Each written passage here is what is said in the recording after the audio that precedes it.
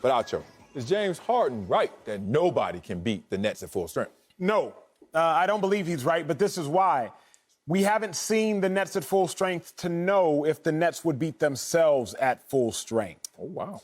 See, when you're in a honeymoon phase, it's hard to know if you will self-implode, self-explode. Think about it. You might see a new couple in the first 3 to 4 months. Oh, my God, they're so happy. They're going to be the best couple, make the best marriage ever. But after they're there together for a year, maybe 2, they beat themselves. It's not as though there was any extracurricular activities. It's not as though one stepped out. It's just as they both stepped in, they didn't like what they stepped into. And so I don't know if anybody else could beat the Nets, but I do think the Nets may beat themselves. Let's go back to the words of future Hall of Famer, I would assume, Chauncey Billups, when they knocked off the Lakers in 2004. Now, remember, the Lakers were an incredibly talented team. But the Lakers beat themselves, in Chauncey's words, because the Lakers had been together so long that Shaq had already won 3 finals MVPs. Shaq had won his MVPs, and Chauncey knew the late Kobe Bryant wanted his. So as Chauncey Billups tells the story, the point guard for the Pistons, he just had to make sure the Lakers beat themselves by self-imploding because Kobe was going to want to ascend to heights that Shaq had already been at. So the Pistons just simply let the Lakers beat themselves. Obviously, figuratively speaking, the Pistons did a lot of great things in that series. As I look at it, the Lakers, or the Nets rather, I don't know if they're going to beat themselves because we ain't seen them play together long enough. So for that reason, I do not think James Harden is right. Everything looks good in a honeymoon phase. They've only played 14 games together. That's as much of a honeymoon phase as there can be. Remember, the Golden State Warriors were in a great honeymoon phase for the first year and change with Kevin Durant. What happened that third year? Draymond Green, Kevin Durant. It wasn't Pat Beverly on the Clippers roster that caused them to self-implode. It wasn't Doc Rivers, the head coach at the time, that caused them to self-implode. It was Draymond and KD's self that imploded. I think that could happen with the Nets, but the only way we know if it will happen is if they are at full strength. So James Harden question, it undermines itself by the existence of itself.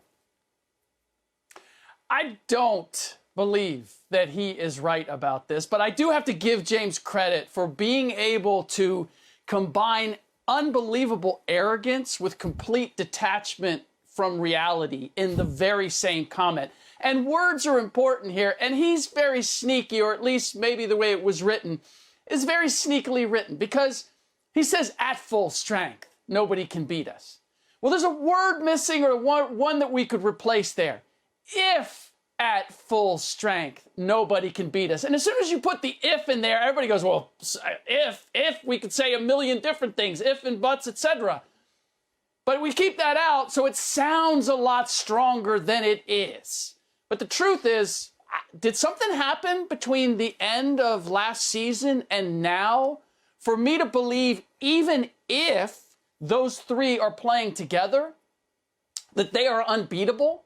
Were they unbeatable last year when they were together? No, they weren't. They were 5-3 during the regular season when they all 3 played together. They lost a game in the playoffs to the Boston Celtics, a perfectly mediocre Boston Celtics team in the playoffs. And more important, so what if you're at full strength and you're the best team? That's not how this works. It's a matter of, are you the best team in spite of not necessarily being full strength? That's what the Phoenix Suns demonstrated in getting to the finals. That's what the Milwaukee Bucks demonstrated in getting to the finals. So it doesn't really matter. This seems to be sort of a specious statement to say, you know what, if all goes well, this is what we're capable of. If Kawhi Leonard had stayed healthy, the Clippers, we can make this argument that the Clippers were the best team in the Western Conference and would have beat the Phoenix Suns. We can make the argument that Anthony Davis doesn't get hurt, then LeBron James and the Lakers beat the Phoenix Suns in the first round. We're not making those arguments because that's in a fantasy world where everything is perfect. And last I checked, we don't give out championships for perfect world. It's not, you know what? In a perfect world, we were the champions. James Harden, you can have that. In a perfect world, you guys are the best team and unbeatable. The NBA does not operate in a perfect world. And the evidence is that not only are you beatable when you all three are together, but you three are not capable of staying together. Wow. Oh, man, you mad at the wrong thing, Slick. He's just doing what the media does. We do it every day. We speak in hypotheticals. That's why he had this interview. It was a hypothetical talking about next year. It's not real right now. We do it all the time. We watch one preseason game and project a player's career. He's a rookie, and we already talked about what he's going to be. So, you get with Sports Illustrated, they start asking you questions in front of you, and you start answering those questions in front of yourself. But let's just play this hypothetical game with him, since he's a part of the media in this interview. Because you know us in the media, especially y'all two, Acho and Slick Rick, y'all love to do what the media does best. Create stories so they can cover them. And boy, this one is just a storyline that we need to create. But stop. Let's put our lives on the line right now. We sitting there in the firing range, and they say, I need you to bet on the team at full strength that will win it all next year. And if you're wrong, you know what's about to happen. Ain't a damn soul alive gonna say another team other than the Brooklyn Nets. That's all James Harden is doing, playing that simple exercise without all the violence. All right, here we go. Let's have some fun. Slick Rick said that team wasn't unbeatable last year. Yeah, you're right. They went 11-3 last year when they all played together. Let's just project what that will look like in a playoff series. That's 4-1, 4-1, 4-1, and you got two other games there you can have for the wins. Think about that. Whoa. Yeah, so we're going to count regular season and playoff together? Stop it. You are cooking books, brother. I was cooking, and I was cooking them wrong. I wanted to get caught in that one. Here's the real. I wanted to get caught in that one. I knew that was a little too much. All right, let me be real. This team played the champions. And they weren't at full strength against the champions. Remember, Harden went down as soon as the whistle went off. Like, boom. So they went out there with 2 and a third player and still were up 2-0 on the champions. It was when they went down to just 1 and a third player that they had issues with the champions. Remind you, in that series, Harden and Kyrie, 4 games. You look at this team against the best team that we saw. And that team wouldn't have advanced if this team would have stayed healthy. And this team still almost advanced, except it was the big toe of Kevin Durant.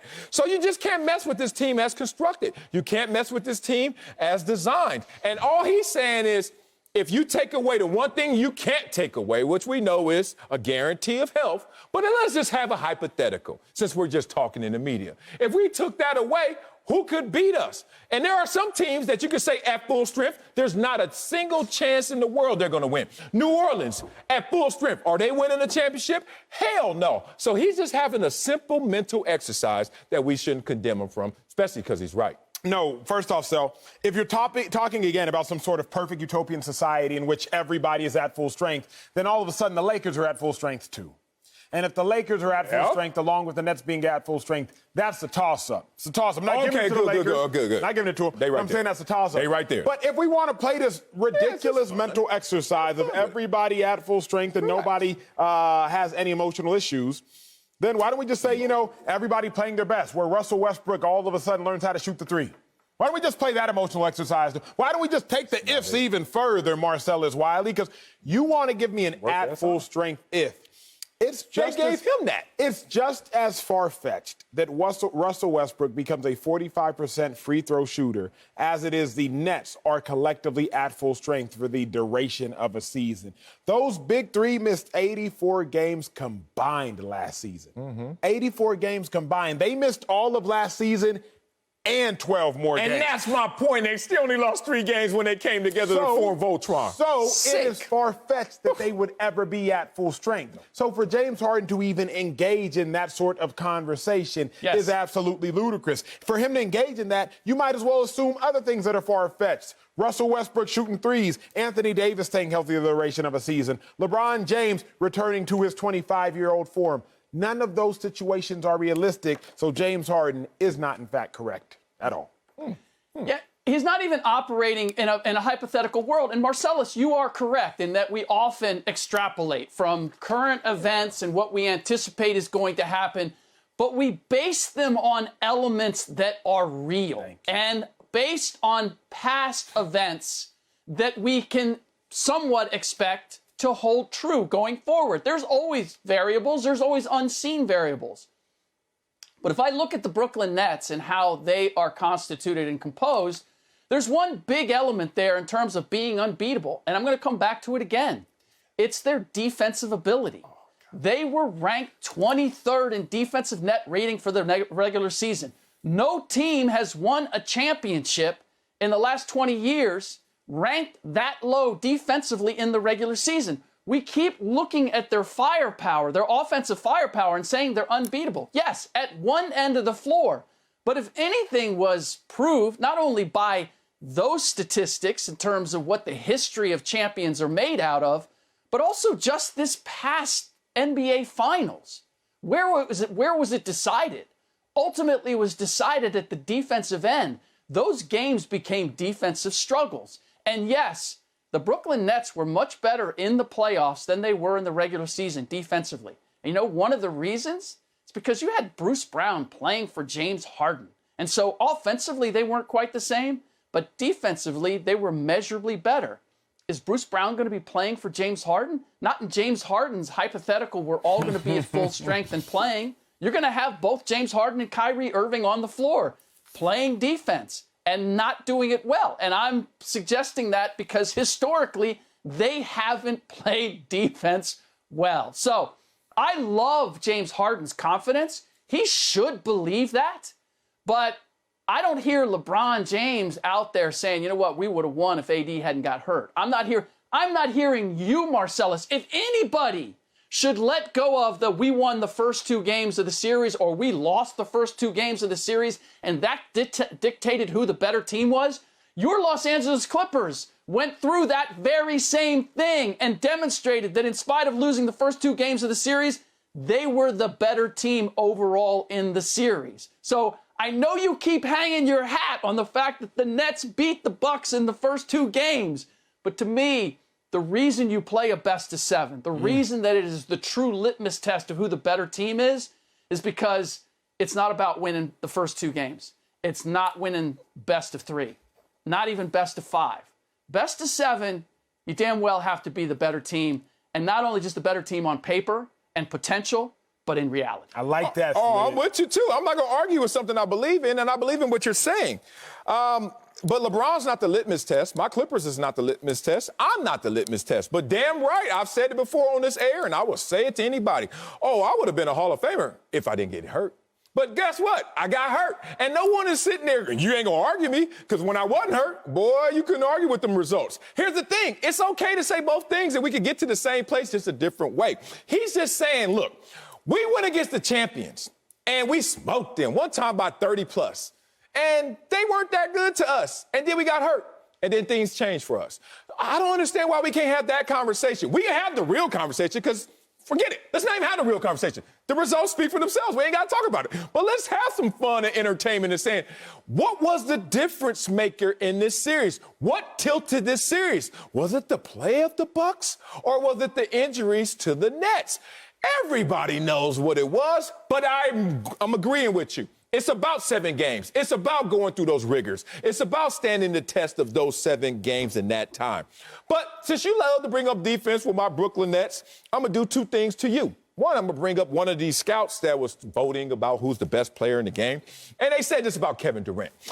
Durant gives more on both ends than anybody else. His combination of scoring and defense is tough to bear. Therefore, he voted him the best player in the NBA. But let's flip it on the Bucks, because we always talk about Brooklyn's and their defense. What they gonna do? Well, they ain't got to play the same level of defense as the Bucks. Why? Because their true shooting percentage was number 1 in the NBA. Their field goal percentage was number 1 in the NBA. Their 2-point percentage was number 1 in the NBA. Their 3-point percentage was number 2 in the NBA. Their points per game was number 2 in the NBA. Let's flip it, Slick, and I want you to answer this. Who in the hell on the Bucks is guarding who, and how well are they doing it against the Nets? Drew Holiday on Kyrie Irving? Those are buckets. I would tend to disagree. Harden on Middleton? Drew Holiday defending Kyrie Irving? Are you telling me that Drew Holiday can't make the game hard can slow it down. Kyrie Irving? Yeah, you can muck it up. Well, that's all I need. That's all I need. All I need is that I don't have to double team anybody and make it difficult. And Can I get my man Emmy on here Harden? with me? Emmy, did you see what Marcellus did? Oh, I did. Marcellus is basically trying to make an argument by closing one eye and squinting and going, yeah, you know what? They said Kevin Durant's a good defender, so therefore, aren't the Brooklyn Nets, good defenders? Can I kind of postulate from that? Can I expand, from one guy? Yes, Kevin Durant is a two-way player, without question. You didn't hear me talking about Kevin Durant's defense. You heard me talking about Kyrie Irving and James Harden's defense. What about Middleton because and Harden? those are going to be issues. And you know what? And I'll throw Joe Harris out there as well. And if we're talking about health, does that mean that Blake Griffin is going to stay healthy? Because historically, he hasn't been able to do that through an 82-game season and then in the playoffs. And you don't have Jeff Green, and you don't have LaMarcus Aldridge. So if we're talking full strength, then Blake Griffin's got to be part of that. We got Patty Mills, one of the top 15 guys in the league in terms of win percentage and championship pedigree. I'm not going to go there. I want to go here. Lie detector test. Okay, hook yourselves up. Hook yourselves up. If all teams are healthy, who wins the championship? I say Brooklyn. Middle. Slick. Milwaukee's repeating.